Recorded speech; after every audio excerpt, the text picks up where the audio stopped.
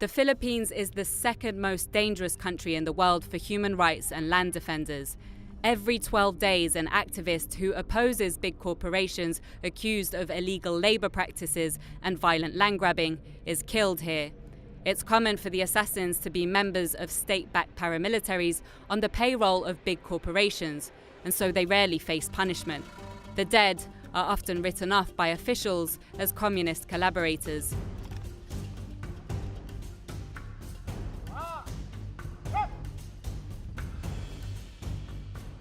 Meanwhile, big mining, logging and agribusiness corporations pressure the government to crack down on the MPA, whose regular attacks last year cost them over $250 million in damage in Mindanao alone. They say the MPA is the biggest obstacle to them expanding on the island, which a leaked US embassy cable identified has a potential of $1 trillion worth of untapped resources.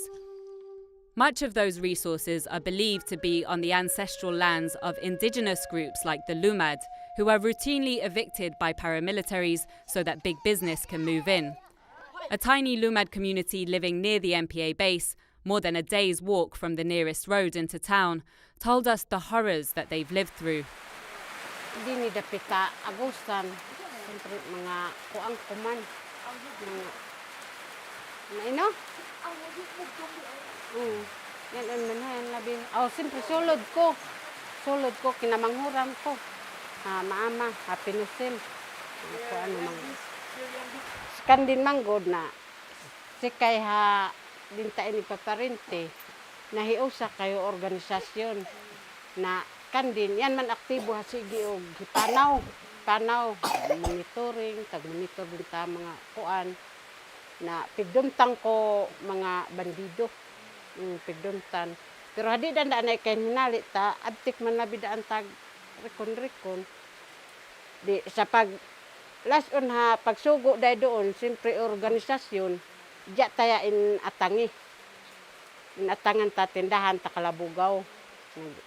Sa kuan la kasagara na sinatian ako ana anang pag-abuso sa mga militar, abahin sa mga tunggi ingon nato lag nga mga leader sa mga lumad organisasyon, kasagara gid na nga gapampatyon sa mga reaksyonaryong sa gobyerno ng sundalo, ng mga military kay pila naman tayo na nga kuan gyud yung mga leader gyud sa mga matag organisasyon gapatyon gyud siya sa mga kuan militar.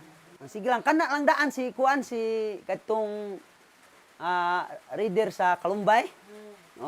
Kadto gipatay to siya. Si Dato Anglaw.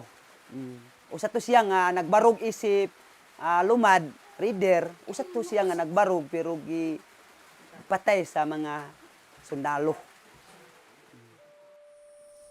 When the soldiers were coming to their community, they feel very terrifying. They are very terrified. Some of them evacuated because they are afraid. But for sa amo, in our side, they are very happy when they are very excited. Oh, the comrades are here. Let's give them some chicken or whatever that he can give us. As mayor of Mindanao's capital, Davao, for 30 years, Duterte won a reputation of defending the Lumad against paramilitaries. So they were horrified when he became president and gave a green light for the killings to not only continue, but Lumad children, he said, are also fair game. Sabihin ko dyan sa mga Lumad ngayon, umalis kayo dyan. Bubumbahan ko yan. Isali ko yung mga struktura ninyo. I will use the armed forces, the Philippine Air Force. Talagang bubumbahan ko yung mga lahat ng ano ninyo. Because you're operating illegally and you are teaching the children to rebel against government.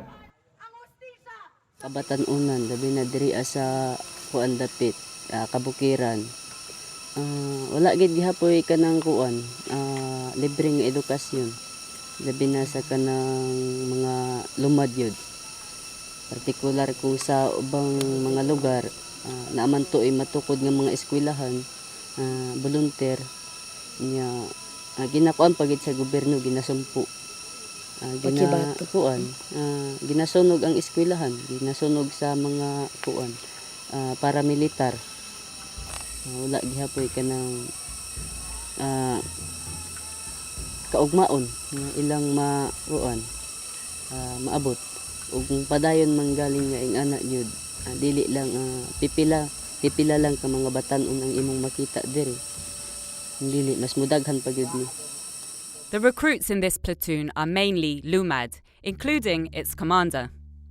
Tinanan mailing ko hadi makatarungan nun kay sa mga otaw manggod kabahin ko pagpanlutos din pagpanginalok din kanga haldok gyud sa mga dumakuha mga lumad tana pinanghimo din hansa ninang din gyud sa pagpamumba din ko mga lumad hadi gyud ay makatarunganon sa ninang din. The Filipino government often claims MPA recruits are lured by dirty money the guerrilla are stacking from drug dealing or extorting businesses and farmers. The MPA calls this black propaganda. Dinhi walay sweldo pagkatinuod lang. Walay sweldo. Walay bisan unsa, wala kay trophy nga makuha, wala kay medal nga makuha. Ang imuha lang makuha ang kadasig, ang kining paglaom o kaning ang katawhan mismo kanang ilahang mosuporta sila sa imuha, no? Moral support, material support, financial support. This platoon survives on a diet of mainly rice and dried salted fish. The guerrillas say every grain of rice represents the life of a farmer, and without the sacrifices of local peasants, they would starve. A nearby spring supplies their drinking water, and the heavy rains water for washing. They call us extortion. Actually, that is a revolutionary taxation in our part. All of the businesses and the capitalists within our area of responsibility are obliged to give their tax. If they fail to give us the tax, no, that's why we give also a sanction, punishment sanction. First, we give them a warning notice.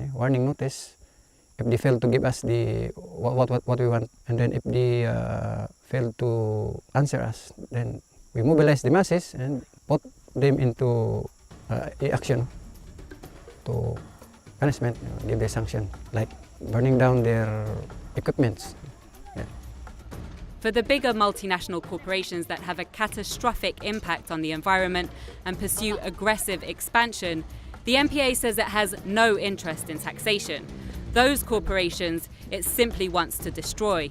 Not all the businesses here in area of responsibility we collect taxes, no? Especially those businesses will ruin, destruct the environment. Liaison teach us that the multinationals like Del Monte is the one cause what happened in the 2011, the Typhoon Sindong. Because the plantation the land cannot be held already, they are eroded to the Cagayan River. The stand of the revolutionary movement is no to expansion. That's our stand. So we do not impose their taxation. Only Del Monte and Dole Itotso. You just burn it down. Yeah. In 2013, the MPA in this region carried out one of their biggest offensives to date against food giants Del Monte and Dole, a warning that they must stop expanding. This is MPA footage of the operation. Toto was one of its architects. Ang gatong sa Del Monte, mamontoy na pilan gid sa interior region, Monte Pinauna nga pinakadako sa paglunsad diri sa North Central. Pero sa planning, uban sa planning, mga disenyo, kay kuan man to, ginamit ang 8 ka platons. The attack left one security guard dead and caused thousands of dollars of damage. The MPA says these attacks are the only language big business will listen to stop their land grabbing. Sa pagkakaroon, wala pa maginakuha ginilaan ng mga dagko. Wala pa sila nangakuha nga ilang mailog ang yuta. Pero nagpakita na siya sa kanang Nana sire kahadlok sa mga nanagi pag ilang kahadlukan pod ba nga persa. Earlier this year, Duterte began pushing for the Communist Party to be put on a list of terrorist groups and individuals, along with what the government calls its legal fronts, from student to women's groups, and seemingly anyone who challenges the government. Dubbed a virtual hit list by human rights groups, even the UN Special Rapporteur for Indigenous Rights was named, alongside 600 other people. Despite pushing for this crackdown, the government insists the MPA is a spent force that has dwindled from 25,000 guerrilla during the Marcos era to 5,000 today. But half a century since the MPA's founding, it still attracts new generations who believe in keeping the protracted People's War alive just as passionately as their predecessors. So, adios siguro ko no, ako ang hulman ang giingon ni Chairman Mao Zedong na ingon niya, ang kalibutan ako ug inyo. Pero sa ulahing pakisusi ato akini sa mga youth, sa mga kabatanunan ng kalibutan. So kita di ay mga isip patanon, kita ang nagahatag og kini kahayag paglaom murag sumisibol sa katilingban. Bigon tataog mga tuhod, atong mga mata klaro pa. Then atong utok open pa, abli sa tanan kausaban, abli sa tanang kini mga ideya, no? So kita ang magpadayon sa revolusyon. Lo,